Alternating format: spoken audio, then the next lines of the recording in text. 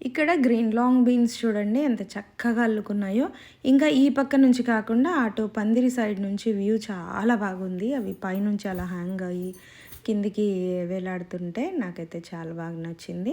ఈ పందిరంతా అల్లుకుంటే అన్నీ చాలా బాగుంటుంది. ఇంకా కలుపు అంతా అయిన తర్వాత ఒక్కసారి మందు కొట్టేసి మొక్కలకి అన్నింటికి విత్తనాలన్నీ పెట్టేస్తాం. ఇంకా ఫుల్ క్లీన్ అయిపోతుంది. అసలు జూన్లో పెట్టాల్సిన సీడ్స్ అవంతా ఇంక ఇప్పుడు ఆగస్టులో స్టార్ట్ చేసుకోవాల్సి వస్తుంది. అలా అయిపోయింది. జూన్లో కూడా క్లీన్ చేయించాం కానీ వెంటనే మనకి కలుపు రావడము, నాకు హెల్పర్స్ దొరకకపోవడము చాలా ప్రాబ్లం అయింది.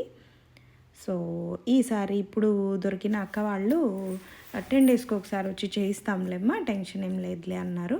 సో దేవుడి దయ వల్ల వాళ్ళు ప్రాపర్గా, అంటే వాళ్ళు కూలి పనికి వెళ్తారు, మధ్య మధ్యలో ఫ్రీ ఉంటుందన్నమాట. సో వచ్చి చేయిస్తామన్నారు.